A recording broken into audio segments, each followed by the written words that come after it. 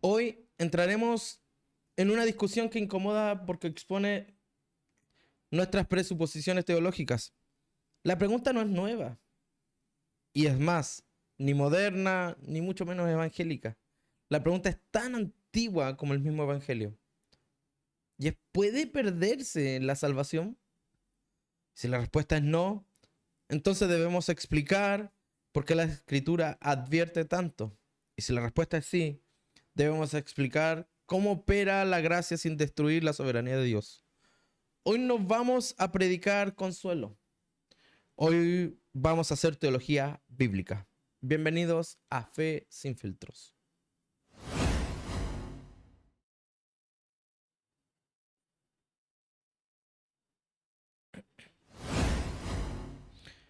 ¿Por qué la Biblia advierte contra la apostasía si no es posible caer?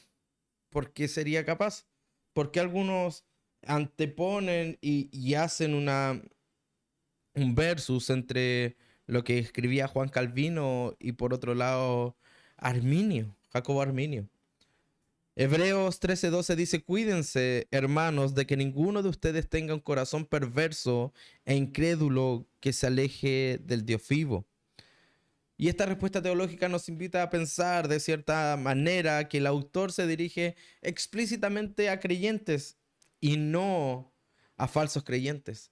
Está diciéndole hermanos, está diciéndole ustedes que confiesan y profesan mi fe y creen en el mismo Dios Padre y Jesucristo su Hijo. Entonces, el autor habla explícitamente a hermanos que son realmente creyentes y no estos falsos creyentes. Y la advertencia no es retórica, es preventiva y real. Es preventiva y real, como algunos escritores teológicos advierten de que, y como Jacobo Arminio decía, que el Espíritu Santo es interviniente a lo que hacen nuestras vidas. Y en la teología bíblica una advertencia divina implica una posibilidad real. Una posibilidad real, no una ficción pedagógica. No es que Dios quiere enseñar pedagógicamente lo que puede pasar si no haces como Él quiere, sino que todo lo contrario. Lo que quiere el Señor es una posibilidad, es salvarte de una posibilidad real. Es una advertencia real lo que está diciendo Pablo, o en este caso el escritor de los Hebreos. Y Pablo, lógicamente, escribiéndole a sus hermanos. Y este escritor de los Hebreos que muchos acuñan a Bernabé o tradicionalmente han dicho que es Pablo, la verdad es que no tiene autor. No tiene autor, pero el autor tenía una cercanía muy implícita a las doctrinas que Pablo enseñaba. Y esta advertencia divina implica esta posibilidad real. Si apartarse fuera imposible, el texto sería innecesario. Sería tan innecesario que la exhortación perdería el sentido pastoral. Y es algo que comúnmente nosotros deberíamos ver y analizar. Saber que Dios no quiere que nos apartemos en más, quiere que permanezcamos en Él. La responsabilidad humana quedaría anulada. Y ya es algo que tanto calvinistas como la teología calvinista enseñan. Que Dios eh, constituyó al hombre de forma exponencial, que fuera desarrollándose con el paso del tiempo, que fuera creciendo intelectual, social y espiritualmente. Y no anula la responsabilidad cuando escritos calvinistas aseguran esto, sin darnos cuenta que esta vuelta tan amplia y larga podría llegar a los mismos términos. La interviniente relación del Espíritu Santo con nuestras vidas, que hace de luz intermitente, de señalética, de advertencia para nosotros. ¿Para qué? Para que no nos perdamos. Y muchas de estas preguntas surgen y las preguntas vagas son, ¿pero puede perderse algo que Dios ha dado? ¿Puede darse algo que Dios ha dado? Ya sé, y créame que sí. Créame que sí, porque Mateo 22, 12 y 13 dice, amigo, le preguntó, ¿cómo es que entraste aquí sin ropa adecuada para una boda? El hombre no tuvo respuestas, entonces el rey dijo a sus ayudantes, átenle las manos y los pies y arrójenlo a la oscuridad afuera. Esta respuesta teológica, el acceso era gratuito, totalmente gratuito para entrar a la boda. Pero la permanencia fue relacional y responsable. ¿Qué quiere decir esto? Somos invitados a pertenecer al cuerpo de Cristo, pero debemos mantenernos en Él. ¿De qué sirve tener una salvación si no permanecemos de frente y al lado y en el dador de esta salvación? Agustín de Hipona decía que conocemos los atributos de la gracia, conocemos los atributos del dador de la gracia, pero no amamos al Dios que está detrás de esta gracia. No amamos al Señor que está detrás de esta gracia gratuita, totalmente gratuita, pero no nos alcanza para ser agradecidos con Él. ¿Saben por qué? Porque la gratuidad del don no cancela la fidelidad que nosotros deberíamos tener con Dios. Y aquí hay algo que comúnmente relacionamos nosotros con Dios, que Dios es fiel, ¿cierto? Y decimos, Dios es fiel porque me respondió, Dios es fiel porque me sanó, Dios es fiel. No, Dios es fiel porque su naturaleza es de fidelidad. Su carácter es ser fiel. Por eso Él responde. Por eso Él está. Por eso Él prometió estar y sigue estando. Porque su naturaleza es de fidelidad. Más la de nosotros, no. Porque en el pacto edénico, la fidelidad del hombre para con Dios se rompe. Y deberíamos notar que en este pacto edénico Dios es tan, pero tan amoroso y tierno, que no invade al hombre, como algunos plantean acerca de la gracia, que llega de forma inesperada y transforma al hombre. No, yo creo que el Espíritu Santo funciona como interviniente. ¿Por qué? Porque Dios intervino en la vida del hombre en Edén, y en este pacto edénico que el hombre rompe, Dios viene y pregunta a Adán, Adán, ¿dónde estabas? Yo te estaba buscando. Y Dios sabe todo, completamente todo. Pero Dios no quiso romper su parte del pacto, que dio al hombre la oportunidad, lo hizo totalmente similar en cuanto a pensamiento, en cuanto a todo, a Dios. Pero ¿qué hace el hombre? Peca. Y como peca, su fidelidad se cae. Las respuestas ya no son las mismas. Es más, posterior a eso vemos a Caín y Abel en esta situación donde Caín mata a su hermano. Y Dios, sabiendo lo que había pasado, le dice, Caín, ¿y dónde está tu hermano? Y Caín le responde, ¿acaso seré yo guardián o guarda de mi hermano? Wow. Y ahí vemos la soberbia del hombre ante la pregunta de Dios. Y la respuesta tan burda. ¿Por qué? Porque el hombre no tiene una coherencia con el pacto de Dios.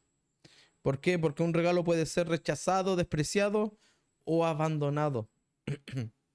Por eso es tan importante las figuras metafóricas que podemos utilizar o analógicas. Un ejemplo, un reloj de gran precio, un celular iPhone 17 que me regalan con cariño y amor y afecto. Mi esposa, no sé, mis padres. Incluso podría ser un jefe que me tiene afecto. Y me regalan algo que a ellos les costó mucho. Y yo sin dudar lo acepto y se me pierde. O lo pierdo por un descuido. O lo rechazo. O lo desprecio. No me gusta. O simplemente lo dejo en un lugar y lo abandono. Se pierde realmente el regalo que me dieron. Pero ahí está el actuar del hombre. El desprecio, el abandono y el rechazo. o el no querer el regalo implica que lo podamos perder. Y la salvación, analógicamente viéndola, podría ser similar. Podría ser de estas situaciones en que nosotros pasamos de ser salvos por gracia. Como decía Hebreos, pasar de esta, de esta advertencia de cuidar nuestro corazón para que no sea perverso ni incrédulo, para que así no se aleje de Dios. Porque cuando nuestro corazón es incrédulo, se aleja y tiene tendencia a alejarse de Dios. ¿Y por qué? Porque nacen preguntas como la siguiente. Negar la perseverancia automática debilita la soberanía de Dios. Miren lo que dice Deuteronomio 30:19. Hoy te he dado a elegir entre la vida y la muerte, entre bendiciones y maldiciones. Ahora pongo al cielo y la tierra como testigos de la decisión que tomes. Oh, si eligieras la vida, ¿qué está diciendo el Señor? Y claro, algunos dicen, "Oh, pero eso está en el Antiguo Testamento". Bueno, en el Nuevo Testamento reafirma la misma idea. La misma idea que dice Juan 3:16, la reafirma. Dios no decide en lugar del ser humano. Por eso es que esta gracia no es una gracia resistible. Perdón, irresistible. Es una gracia que el ser humano puede resistir. Es una gracia que el ser humano dice, no quiero elegir esto. ¿Por qué? Porque se presentan estas dos cartas. La gracia irresistible, por el lado de personas que dicen que la salvación no se pierde porque esta gracia lleva a una transformación total, y por aquellos que dicen que la salvación sí se pierde por esta gracia resistible. El ser humano no decide por Dios y resiste la gracia. Por lo tanto, la salvación ofrecida y dada se pierde. Y creyentes también la pueden perder, según Hebreos. La soberanía bíblica no es determinismo filosófico, es gobierno moral sobre criaturas responsables. Eliminar la elección humana vacía el juicio, anula la exhortación por sobre todo y convierte la obediencia en una ilusión. Convierte la obediencia en una ilusión que al final lo que causa y lo que termina haciendo es llevándonos totalmente a una perdición y a una vida y a una eternidad sin Dios. ¿Por qué? Porque la gracia irresistible hace que el hombre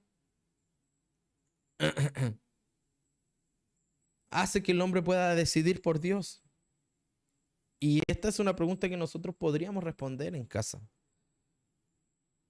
Y te invito, por cierto, a que compartas estos links, a que compartas con nosotros, puedas comentar en la casilla de comentarios y puedas activar las notificaciones suscribiéndote a nuestro canal. Es totalmente gratis, compartiendo con nosotros, dando like y siendo parte de esta comunidad que está creciendo día a día.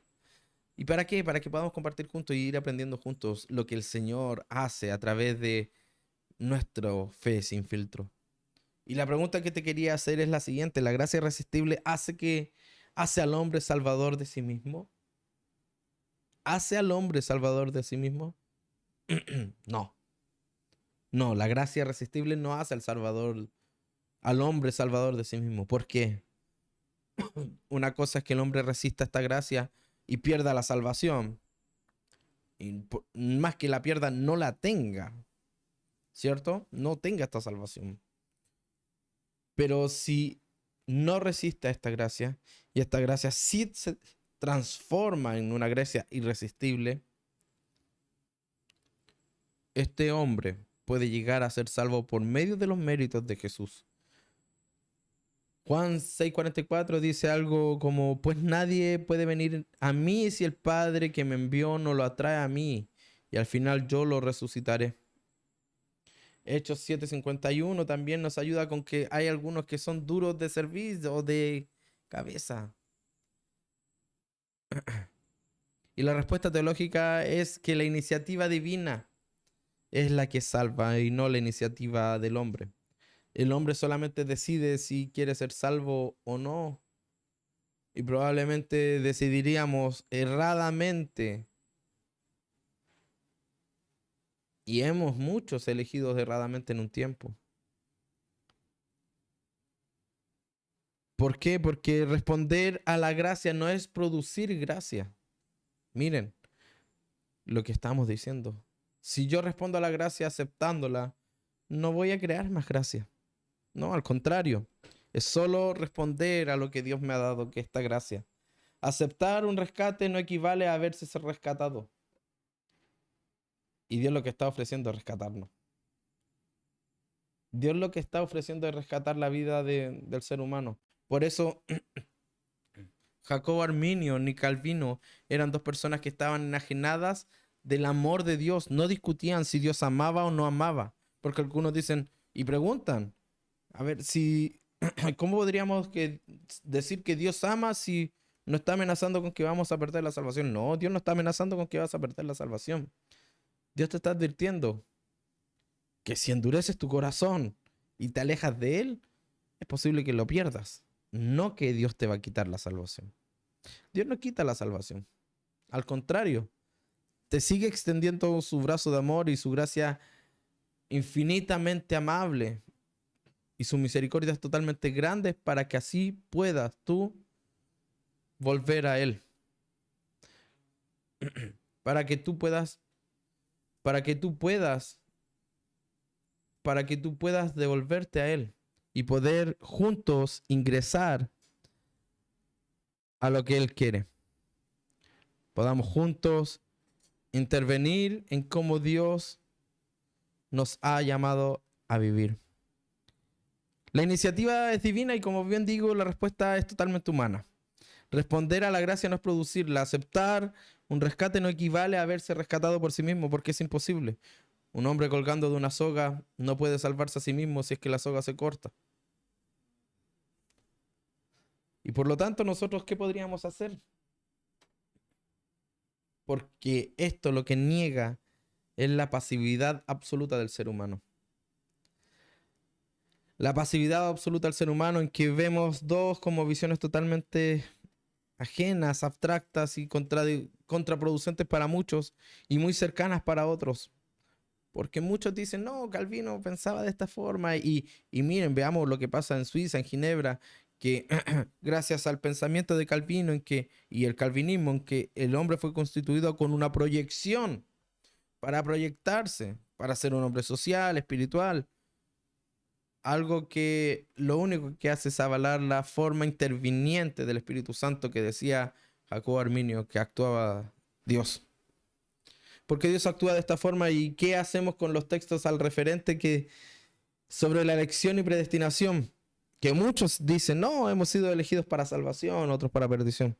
Dios no ha elegido a nadie para perderse ni salvarse. Es más, quiere que todos nos salvemos, según el texto de Juan 3:16. Bien lo conocemos. Quiere que todos nos salvemos, pero aquí hacemos nosotros. No entorpecer el camino. Comenzamos a tirar líneas por lugares de donde no van. Entonces lo que nosotros deberíamos hacer es seguir adelante. ¿Por qué? Porque textos como los que dicen que incluso antes de la fundación del mundo, Dios nos amó y nos eligió en Cristo. Dios no está diciendo que nos eligió en Cristo para salvarnos. Está diciendo que Dios nos eligió en Cristo, nos eligió en Él por medio del amor que Dios tiene en Cristo Jesús con nuestras vidas. Y somos elegidos ¿para qué? Para que seamos santos e intachables ante sus ojos.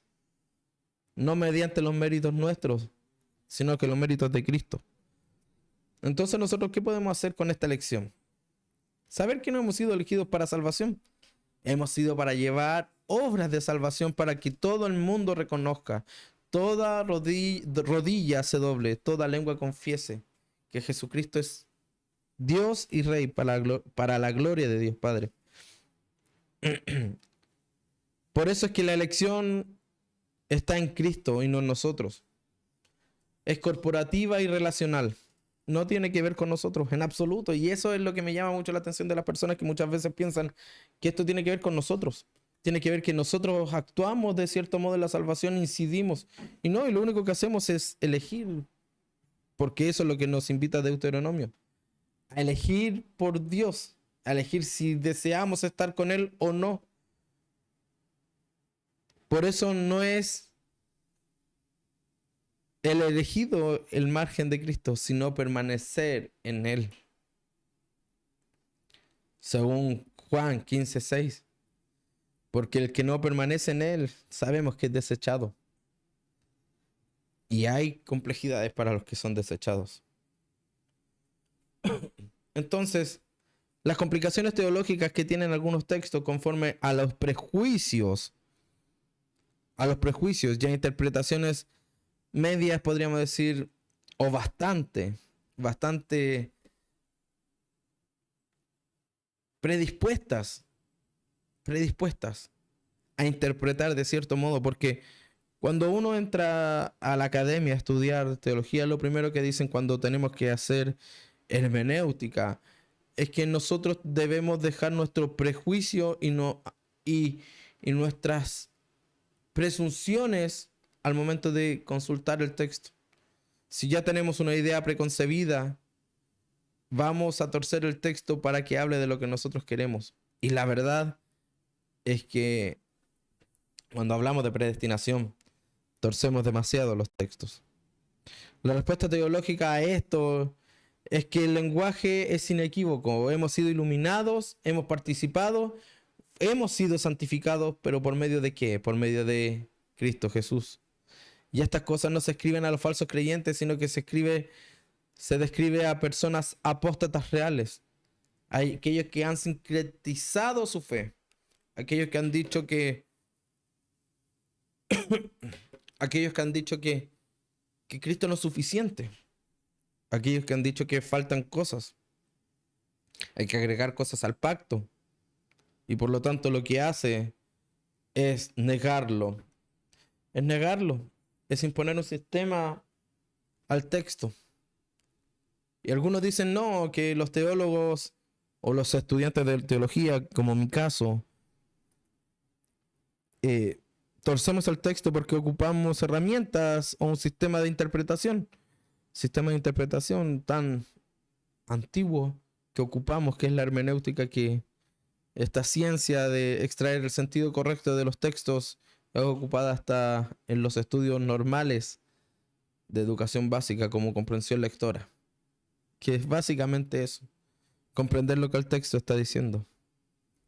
Ahora, si las preguntas son las siguientes, como si la salvación se pierde por pecar, la respuesta es no. No se pierde por luchar contra la debilidad o los procesos. Se pierde por el rechazo consciente y persistente. Miren Hebreos 11:26, que es el Nuevo Testamento. Dice, si seguimos pecando deliberadamente después de haber recibido el conocimiento de la verdad. No le está hablando a falsos creyentes. No, le está hablando a creyentes reales. Porque el texto dice, si seguimos pecando deliberadamente aún después de haber recibido el conocimiento de Dios, o sea, si tú sigues pecando aún cuando ya recibiste la gracia, ya sea irresistible o resistible, cualquiera de las dos posturas que tengas, pero si ya sigues pecando deliberadamente aún habiendo recibido y conocido la verdad, ya no queda sacrificio alguno por los pecados. Y aquí yo creo que empiezas a dilucidar posiblemente lo que estamos hablando. Porque ya no tiene que ver con posturas, tiene que ver con textos. Tiene que ver con el texto bíblico en sí. Y esto me dice que si pecamos deliberadamente, aún después de haber recibido la gracia, no está hablando para no creyentes. Este texto es para cristianos, creyentes.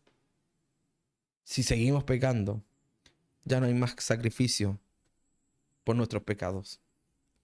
Hay un sacrificio y lo que hacemos en nosotros, limitarlo a nuestras antojadizas vidas, a nuestros antojadizos problemas. Por eso digo que no se pierde por la lucha, debilidad o proceso. sino que es por apostasía. Es por apostasía porque no es una caída. La apostasía es una renuncia. Me niego y renuncio a creer que esto se puede perder. Y un pastor que dice mucho acerca de esto, que es Paul Washer, dice: prefiero vivir una vida pensando en que esta salvación se puede perder, porque en realidad sí se puede perder quizás, antes de llegar a la eternidad y haberla perdido por no haber cuidado de ella. Y creo que es un buen pensamiento. Creo que es un buen pensamiento, muy buen pensamiento. El cuidado de la salvación es como el cuidado de nuestra vida. Es como saber si el día de hoy tuve que tomar desayuno, almorzar o cenar. Es como saber si el cuidado dependiera también exclusivamente de tomar agua, que necesitamos agua. Y estas cosas me llevan a preguntar si Cristo es suficiente para nuestras vidas, ¿por qué nosotros deberíamos apartarnos de Él? Que es la pregunta que siempre nos hacen. ¿Por qué deberíamos perder la salvación si estamos a gusto con el Señor? Es porque el ser humano jamás deja de pecar. El ser humano que tiene una plena conciencia de la salvación de Dios comienza a luchar en contra del pecado. Y nos cuesta horrores dejar de pecar. Pero el logro no está en dejar de pecar, sino en nuestro trabajo constante en contra de este pecado.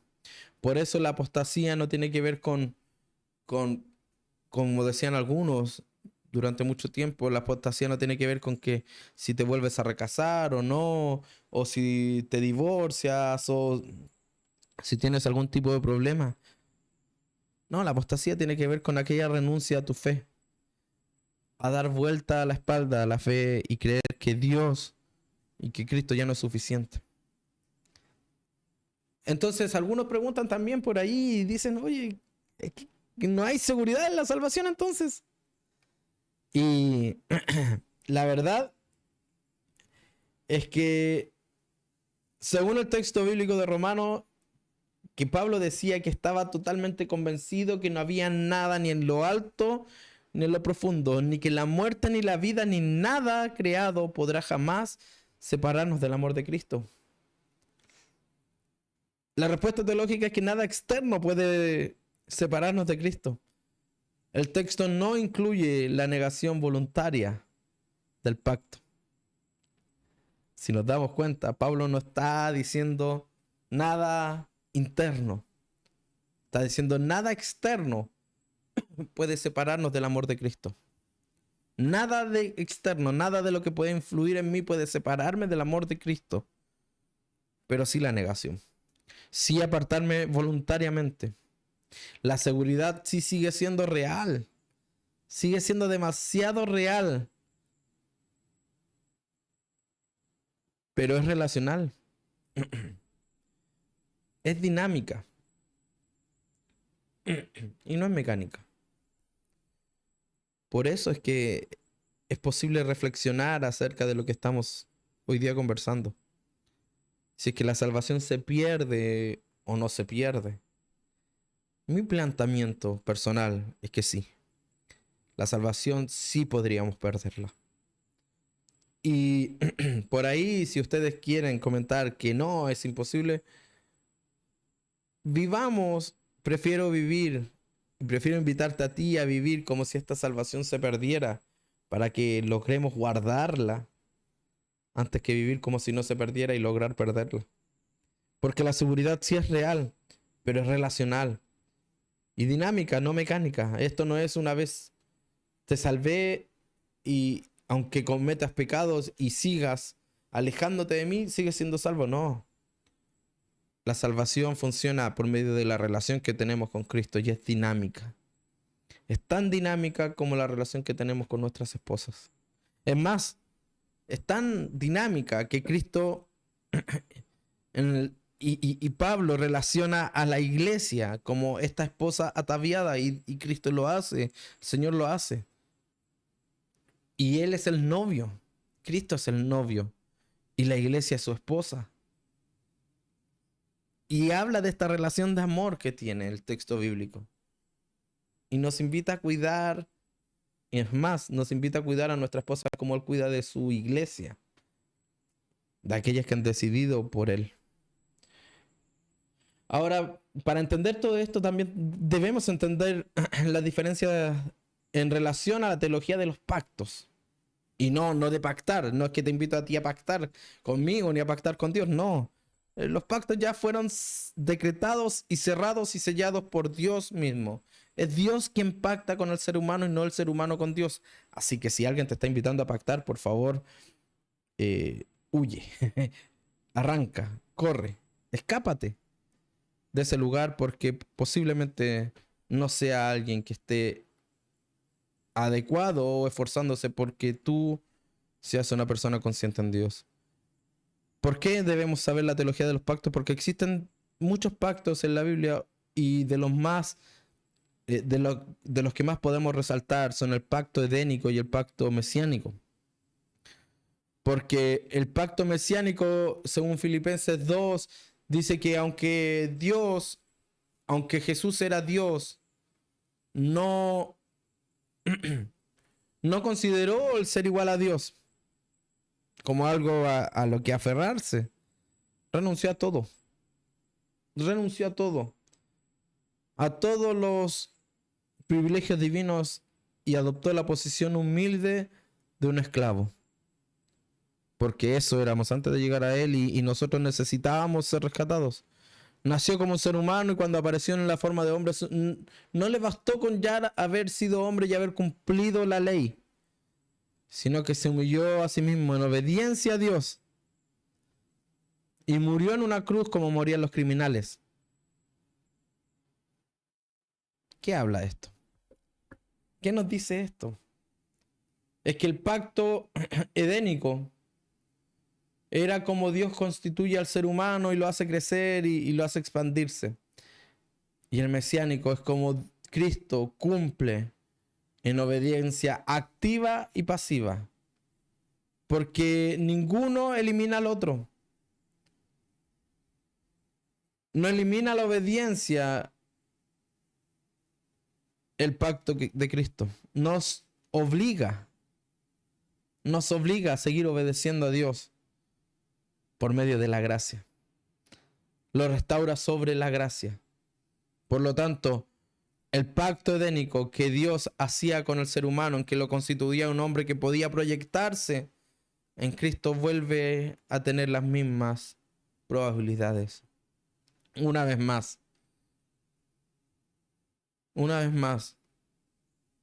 como escribía Gordon Speakman, diciendo que el hombre fue constituido para proyectarse.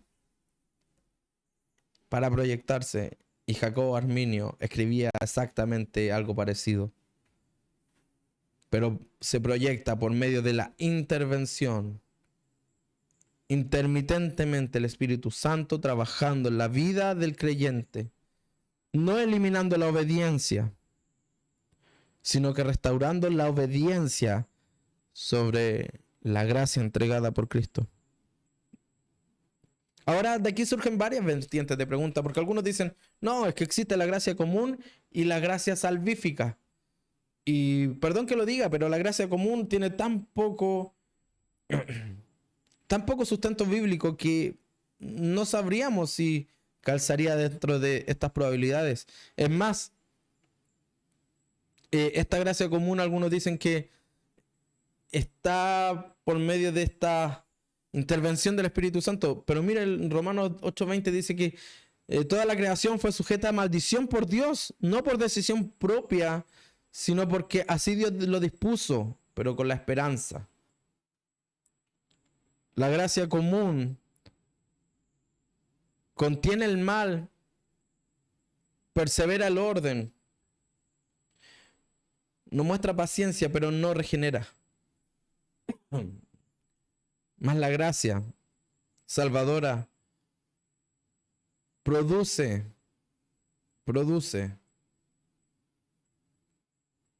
un evangelio con cruz, donde el mal se aleja. Y confundir la gracia común, esta gracia que contiene el mal, persevera el orden, muestra paciencia, pero no regenera, confundirla con la gracia salvadora, produce de verdad un evangelio sin cruz. Y aquí muchos teólogos y estudiantes de teología calvinista, reformada, podríamos decir, me van a piedrar. Pero me gusta esto. Me gusta. Me gusta. Y el señor director también lo sabe. Por eso, confundir estas cosas nos ayudaría a entender lo que Dios quiere con nuestras vidas. Por eso es necesario que nosotros podamos seguir viviendo, acercándonos al Señor confiadamente, acercándonos a Él con gratitud, acercándonos a Él porque Él es bueno con nuestras vidas. Por eso, muchos teólogos, muchas personas, muchos escritores enseñan estas cosas. La gracia es algo que nosotros debemos cuidar. La salvación es algo que nosotros debemos cuidar. El calvinismo, cuando habla de esta gracia irresistible, dice que llega a la vida del pecador y lo convierte automáticamente. Más la gracia irresistible del arminianismo dice que la gracia de Dios por medio de la acción del Espíritu Santo que funciona de manera preveniente. O sea, la gracia irresistible es la gracia que Dios da por medio de la acción del Espíritu Santo que funciona de manera preveniente. Previniendo, avisando, de forma preventiva. Por eso el mandato creacional nos indica muchas cosas, que fuimos creados a imagen y semejanza de Dios. Dios tiene que ver, y esto tiene que ver con la capacidad de proyección de la vida humana y no con otra cosa. Esto marca una gran diferencia entre la teología de Lutero y Calvino en cuanto a la imagen de Dios. Porque Lutero por lo menos nos indicaba y decía que la absoluta condición y determinación de soberanía de Dios en el ser humano. Él decía que Dios nos creó con la absoluta condición y determinación de la soberanía de Dios en el humano. Para Juan Calvino, el ser humano podía desarrollar su potencial, capacidad, generar un mayor desarrollo social, económico y cultural. Eso lo vemos en lo que pasó en Ginebra, en Suiza, la economía, todos los avances en cultura y en sociedad. Y si nos damos cuenta en Deuteronomio 17, 6 y 19, 15, habla del espíritu de la gracia, un espíritu interviniente, ¿cierto? Y el espíritu de la gracia nos ayuda a entender que Dios no determina, sino que Dios reclama. Dios reclama. Por eso es que nosotros debemos responder mediante el espíritu interviniente en nuestras vidas. Por eso el sunergos. Por eso es el sunergos que para los que creemos en Dios, en todas las cosas, Él interviene para nuestro bien. Él interviene para nuestro bien. Por eso la gracia salvadora es el camino del pacto no por obras humanas. No por obras humanas. ¿Saben por qué? Porque la gracia salvadora es justamente este cambio, esta mutación, en que en el pacto mesiánico se cambian las cosas a lo que tenía el cambio edénico. El cambio edénico habían obras, presentaban sacrificios para expiación de pecado hasta Cristo. Hasta Cristo, que es el sacrificio perfecto. Por eso, el de la gracia Está establecido por los méritos de Jesucristo, según Juan 3:16, y no según nuestros méritos. Está sustanciado en la verdad bíblica que Cristo es nuestro Señor y Salvador. Está mediante esto hablando a nuestras vidas cada día. Nosotros lo que deberíamos hacer, nosotros lo que deberíamos entender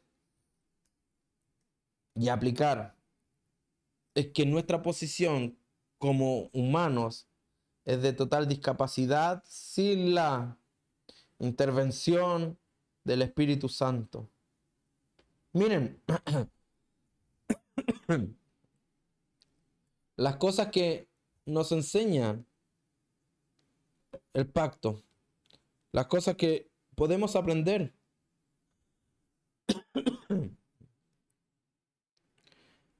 Las diferencias que podemos ver. Porque el pacto edénico y en el pacto mesiánico, los dos requieren obediencia, negación y sacrificio. Pero el pacto mesiánico cumplió con mucho más. Porque fue más allá, se despojó de su naturaleza hasta morir y sellar este pacto. Obediencia activa y pasiva, como decía. Esta obediencia activa y pasiva que nos marca, que nos determina, que nos ayuda, que nos encapsula a seguir siendo como Dios. Por eso es preciso que podamos entender, despertar, hablar, crecer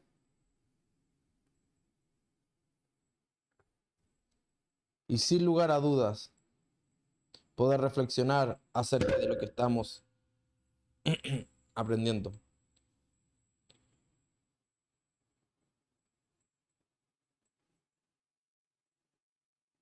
El camino que Dios traza para la vida del creyente es una gracia salvadora impactante. La herejía más común o una de las herejías más potentes es justamente la de la gracia común. Esta gracia que contradice totalmente los planos en que Dios nos habla. Esta gracia que contradice totalmente cómo Dios actúa. Cómo Dios sigue interactuando con nosotros. Una gracia sin responsabilidad no es gracia bíblica. Y bien lo sabía Dietrich Bonhoeffer cerca de la Segunda Guerra Mundial, cuando fue martirizado gracias a- al Tercer Reich. Porque la gracia sin responsabilidad es una indulgencia teológica.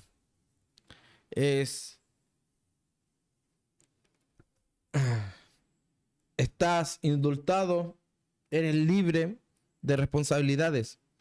Pero Dios no nos declara inocentes, nos declara absueltos. Éramos culpables. Éramos culpables. Pero Él decidió en su soberanía declararnos inocentes. Ahora la pregunta es la siguiente: ¿puede una gracia que no se puede resistir producir obediencia genuina? Y probablemente no. No. Porque según esta gracia, que no se puede resistir, obliga al ser humano a actuar de una forma. Y bien sabemos que el humano está en rebeldía en contra de Dios. Es como cuando nosotros hacemos o queremos hacer que alguien haga cosas obligadas o nuestro hijo haga algo obligado para seguir adelante, no sé. Y en vez de que resulte que nuestros hijos nos haga caso y ejerza como debe hacerlo, lo va a hacer un par de tiempo, quizás unos minutos, pero después va a volver a la normalidad. Por eso es cuando le ofrecemos de mejor forma las cosas, nuestro hijo entiende y podemos lograr mejores resultados. Por eso la gracia que podemos resistir crea en nosotros un acto voluntario de seguimiento a Dios y no obligatorio. Después de nosotros depende estar obligados a estar arraigados a Cristo Jesús, siempre arraigado a Él. La Biblia advierte de esta posibilidad real de caer, siempre la advierte.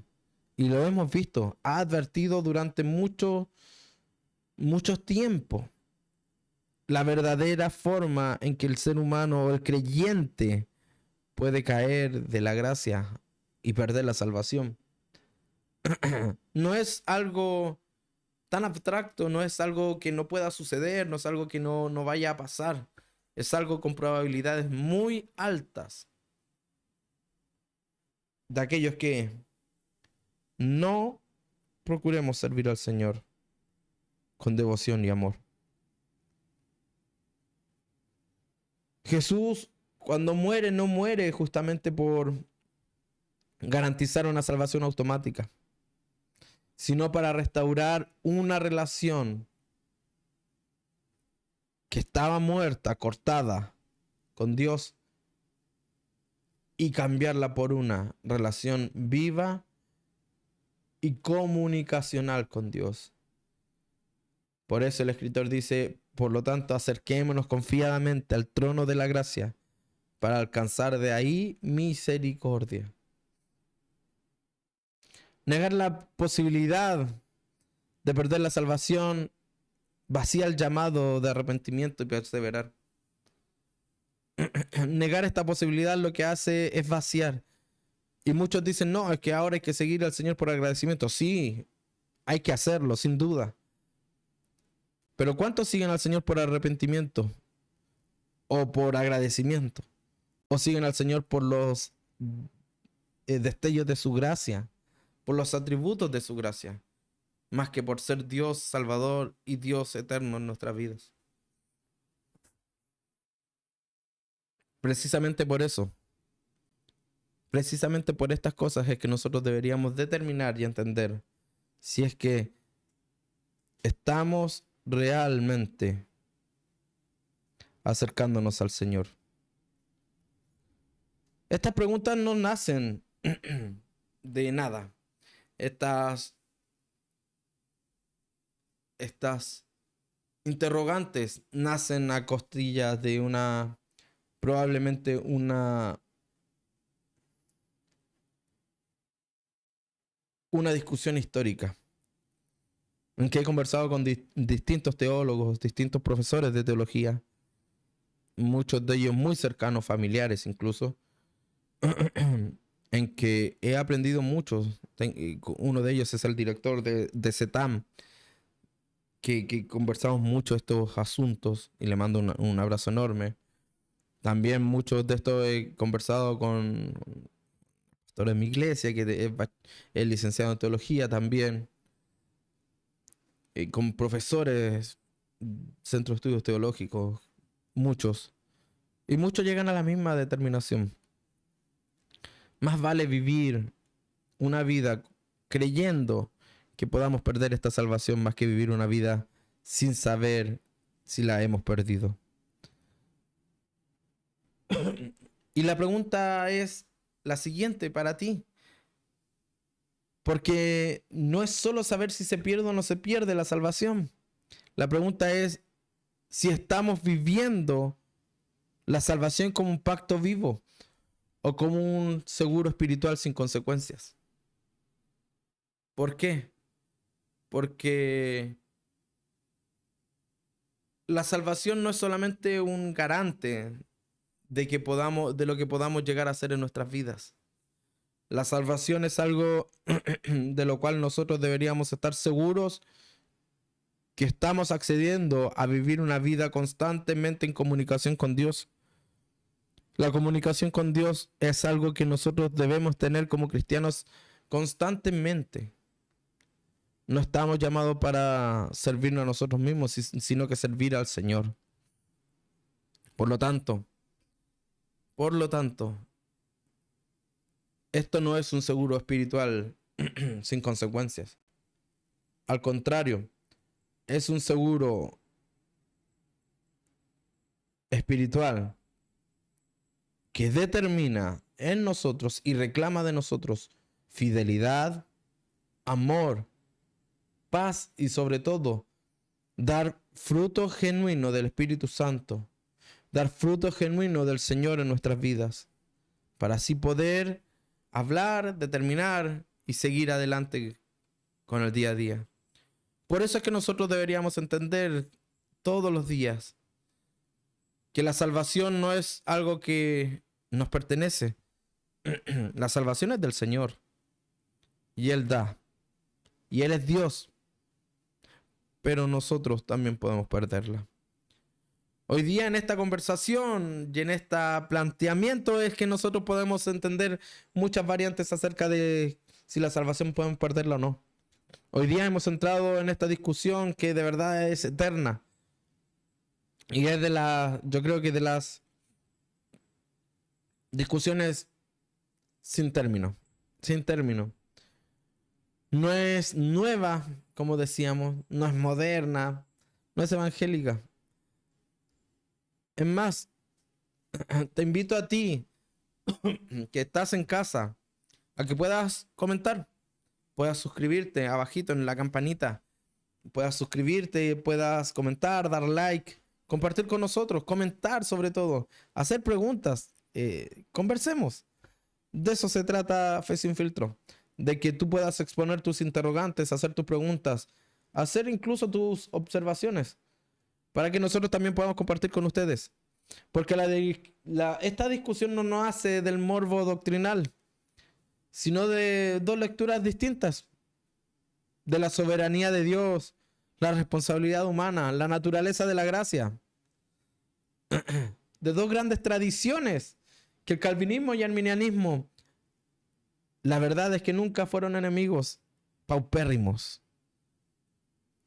No fueron paupérrimos enemigos, sino que más bien los dos buscaban honrar a Dios, pero parten de propuestas distintas solamente. Por eso es que hacemos un llamado desde esta tribuna a nuestros hermanos reformados, calvinistas, pentecostales, evangélicos, a no odiarnos. Estamos llamados a amarnos, a buscar que el reino de Dios sea expandido por medio de nuestras vidas.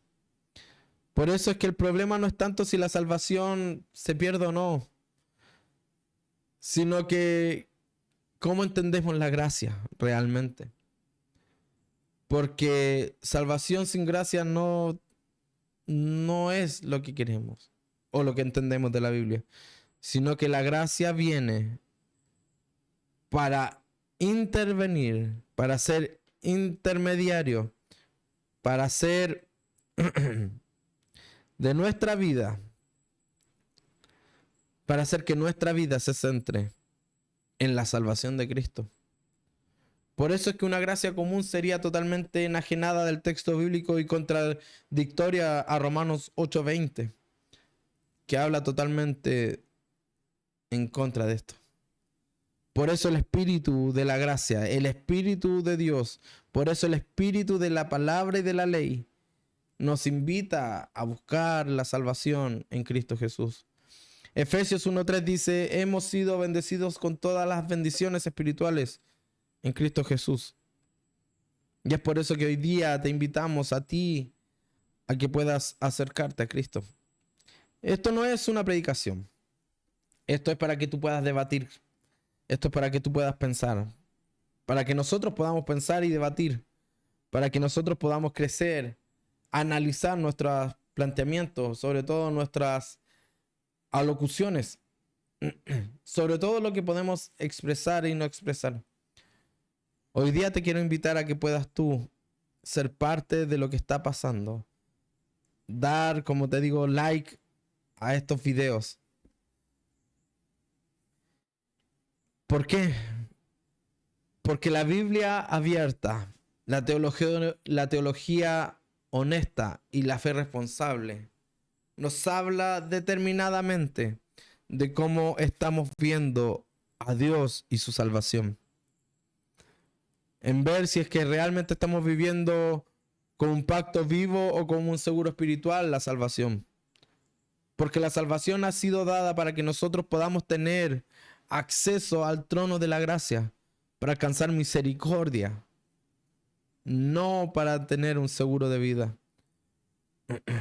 Los seguros están hechos para los automóviles, quizás para los equipos celulares, y pueden haber seguros de vida en caso de una enfermedad.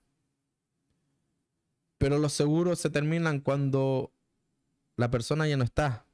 La persona a la cual le pertenece la póliza no sigue pagando o muere. Ahí se termina el seguro de vida. Entonces, si pensamos que la salvación es un seguro espiritual, un gran problema nos llevaríamos si es que morimos pensando que la salvación no se perdía. Porque si se pierde, nos vamos a una eternidad sin Dios. Si es que no tomamos atención a lo que nos decía el texto bíblico en Hebreos. Que no podemos vivir una vida, que no podemos vivir esta vida pensando en que no se perdía la salvación. ¿Por qué? Porque la salvación probablemente podemos perderla si es que nosotros seguimos regenerando en nosotros la apostasía. Por eso, hermano, te invito a que te cuides, que ninguno pueda tener un corazón perverso, ni incrédulo que se aleje del Dios vivo. A ti que eres cristiano creyente, acércate a Dios, a su gracia y a su salvación. Por eso seguimos adelante, pensando en que si Dios es tan bueno, amoroso, tierno, bondadoso y grande,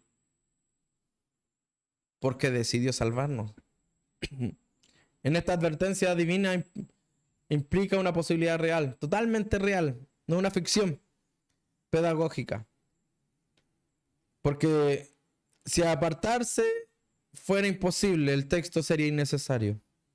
La exhortación perdería sentido pastoral, responsable, y la humanidad quedaría totalmente anulada.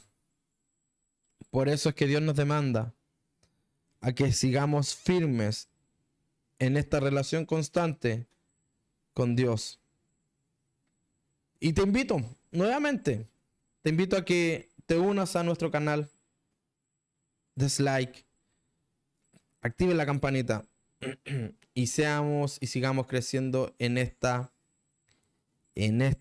comunidad de fe sin filtro. Por lo tanto, quiero decirte que la salvación no es frágil, pero tampoco automática.